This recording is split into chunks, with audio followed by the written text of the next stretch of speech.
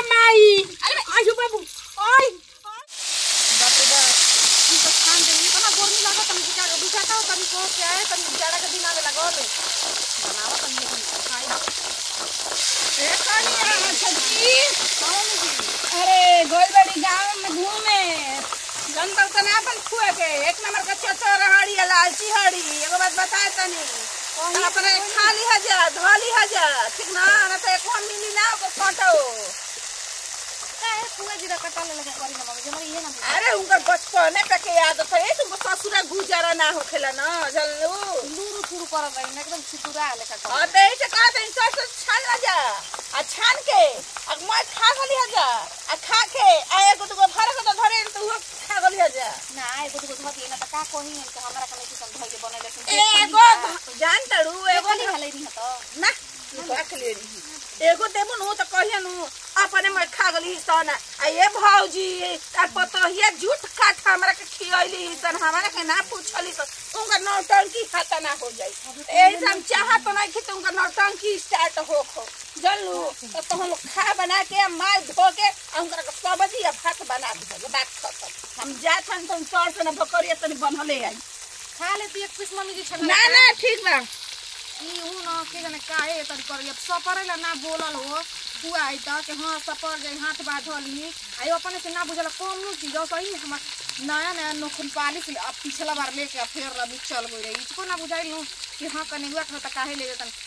जल्दी जल्दी मसाला पीस के दे दे कि छोटकी बना देव त ना घर में कबाहट भइल बाकी हे भगवान कोई के ऐसन सास दी ह फुआ सास लेकिन हमारा फुआ सास लेखा कोई के ना लागन रगटल रहेली एकदम से ने आए मुर्गा मछली इनका मिलले ना होवे दिमागे जर जाला काजनी कहां है के गइनी है बुझाते नहीं के कहनी है कि ए जी खाना ना बन जाई खा पी लेबो करे बादे रहो जाए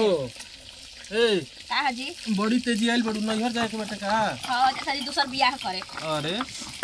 तू दूसर करबू त हमहू तीसर करे लागो ओइसे कैसे मार के कपार फोड़ दे सोच ली है हम छोड़ दे ना कहां गइल रही गइल नहीं होनी है लेकिन मछली बनता खा पी ले बबुआ कहां गइल हम उन लोग खियावे के बेटा खा पी के कहीं जाए कोई तरह जाए वैसे मत जाए अरे बार हमर बहरियो भोज बाटे जाना ताई ना कि खुआई बड़ी रक्तल रहेली उनका पेट में एकदम से ललाइस थमाइल रहेला मुर्गा मछली देखे त बर्दाश्त ना होला यही ला कहनी है कि जौना बचल खुचल बनाओ 3 किलो मछली बुझाइबे ना करी कि घर में मछली बनल रहला पता ना पेट हाकी हाड़ी है उनकर हमरा कुछ समझ में ना आवेला ऐसे कहनी कि खा पी ले में तो फिर डरा हुआ खाना कोई बनाई ना अरे तो तू खइहो तो हमरा के तोड़ के ध दिया आई दादा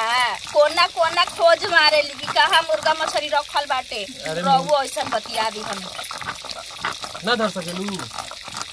तनी कहानी हो तनी करी ठीक बनाओ अच्छा ठीक बेटे बनाबो तारा से हम बेसी चल बनी कि चलब तो चले कोशिश मत करब तनी कहत नहीं तनी बोलब क त बोलब क ख नहीं के बोले के क से कबूतर आ ख से खरगोश ये कुल करबे हमरा से खा दी ठीक है बा तो हाली हाली भूजा बनाबो ठीक बा चल ठीक बा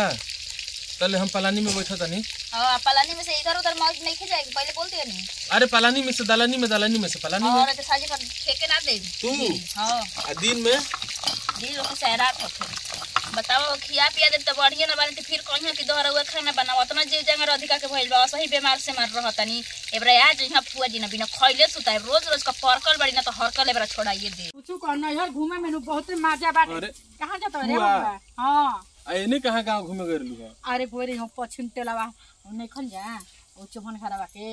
दूध को पतो एके संग कर लइका बियाह क के लेके आइल बा एगो घरवा पहले कइले रहन अरे तो ठीक तो बात है मैरिज बियाह क के ले आ देले बा इहे काला हंसे के जमाना नहीं के रे बच्चावा जब तोहनी के ऐसा काम मत करियो त तोहनी के मेरा लम्बा लम्बा बैठ तो घरे धुआं भइल बा फुआ चल दलानी में बैठे के धुआं भइल बा हां त खाने ना बनावत होय स नहीं खाना ना बनता त जाए ना तो हम कौन कह के एससी में आए तू में रही ना जाए तो हट अरे अखिया लाल हो जाई मैं अरे भूख लागल हट अरे काहे ना तू जा तनी दुखो सुख बतियाव जाला भाई भतीजा से का सुहत सर्दिया गेलू का मर दे अरे ए आलू दम बनावत ऐसा करे हट अरे देखो हई अरे हट जा जाय जौने मछली बनावत ले तने बुझात रे के हाथ से निकलल दही के हांडी के बिलार रखवा रही तब तो जुठरबे करी कबे से जोर बोली कोई हाली कर दे जल्दी से एथी कर हो डाल अरे खनिया कहां पहुंच रे ए फुआ जी ये दादा जी मछली बनता फुआ जी अरे तो कबे हमरा के कहले रह तू सब गांव घूमे ना गई रहती फुआ जी हां दूरे रही ना तो जान तनी उड़ा त कबे से नती हम जोर में ना छीटका पड़त ना। हां चलो दादा आज हमार सपना पूरा हो जाइए भगवान। कनिया बा तनी टमाटर मटर डाल के बनाई है। ठीक है फुआ जी। ठीक बा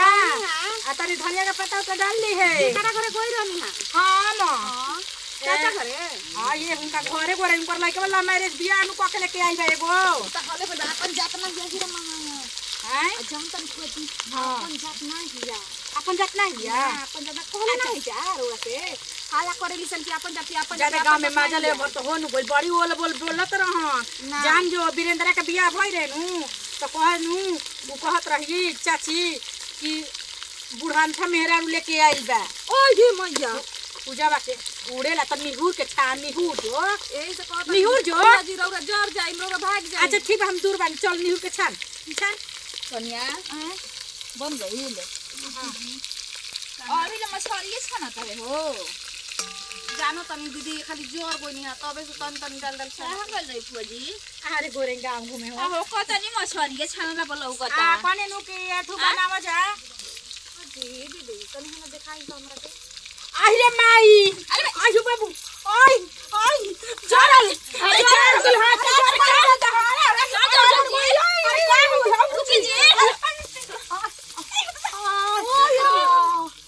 आये पेटावा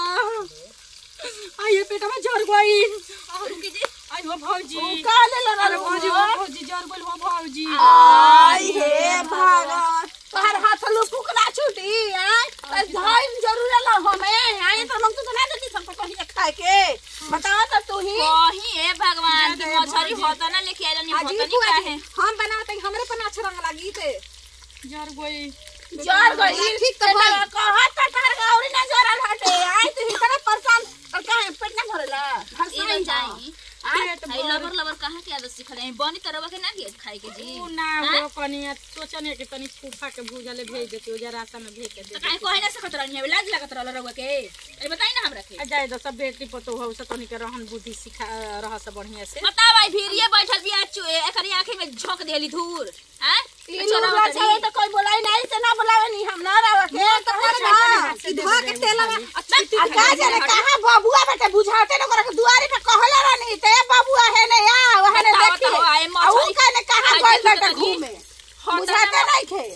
हम रोकनी है गिरत रहे तो बबुआ की रोकलू कहां बड़े रे बुझाते नहीं कहां गइल आ तन देख फुआ के रहन कहलस नो बार बार केना गइले का भइल देख मछरी चरात रही ब्लाउज में लाज शरम बा अरे तेनु कहलिस इहे को करे कि हमारा और का कर ए हम हियर ये तरह बैठे के तो होनिए कहे के हमरा के बैठवा उतरलू हो ऐसे वाला को वोट कर ले रही के का हो सोचने नु के तनी फूफा के भेजा देती तारले मछरिया फूफा के अच्छा तनी यही में बांध के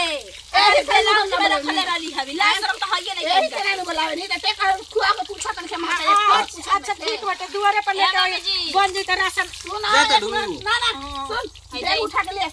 दो एक अरे इनके पहुंचा क्या दीवा तो सर क्वेश्चन भतीजा बड़ा इनके पहुंचा क्या चली जी कुछ आ दे दस नहीं तो पछबो ना करी रे चुप रही हटी काम नहीं खे हाय धरी इतना लारो चीज जात रे नजर गुजर लाग जाई सुनी बोरिया बिस्तर पे करिए कोई के सीधे रास्ता ना पे ठीक है उठा आ जा जा अब बोला तो खा लेवे जा घर पे चली हमर बेटी माने काम रहन बेटी पतो के सामने हमर इज्जत चलो हम ताके होने को बात बताई हां तड़ू हां उचर मछरिए नु खाइबू ना चल चलो ना हम तारा के लाशा भात देता नहीं ना चलो यही झिल्ली में पैक कर दो अब उनकर पेट भर जाओ एक बार के बाद अइबो ना है और कोई का मुंह नहीं खा के उनके के दे दे अरे तारा के दूसरा हम ले दे चलो जाए अब हम दुआरे पे से खेते तो नहीं होने लेकिन क्या करबू जाता नहीं उनके के पहुंचावे बतावा यही रहन से फूफा आखिर छोराइले रहनी है छोरा के होतना ब्लाउज में डाली जब गरम लागल तब निकल ली हमने तो एक रख ना लागे कि छोरा पछरा के खइलस हैं यही रहने से फूफा रोज मारे यही ले तो आप तो ये खेदले बड़ी से ना रखत है चलो मुंह बंद कर हम जाते नहीं ओकरा एकदम ओकरा गांव के जड़ी तक पहुंचा के आई घरे ओकरा ना जाई ये कनी जब आ जास तो ध्यान देवल कर ठीक ना जौन इनका हाथ लुपुक हो गई बड़ा ये जगह तनी कितना अच्छा दीदी हम जे बैठल बानी आ तू कैसे ना देखलू हो उनकर आदत बची तबे नु हां त ये भी ये पास हो ये कनी ये कुल में उनका के पढ़ावे के ना पड़ी बनावा खा खियाओ सबके ठीक ना रुपए से दे दिया खा के मुझों से जल्दी जाओ कि हमनी के एकदम आत्मा के शांति मिले है भगवान जी। जल्दी बनाओ बनाओ तो जल्दी। हे रमावा कह कि भांडा फूट गइल ना, त एक सरिया का मछली गायब हो गइल आ सब कोई कही हमारा के हम के तरी बताई कि हम नहीं खइले ये नु कहाला।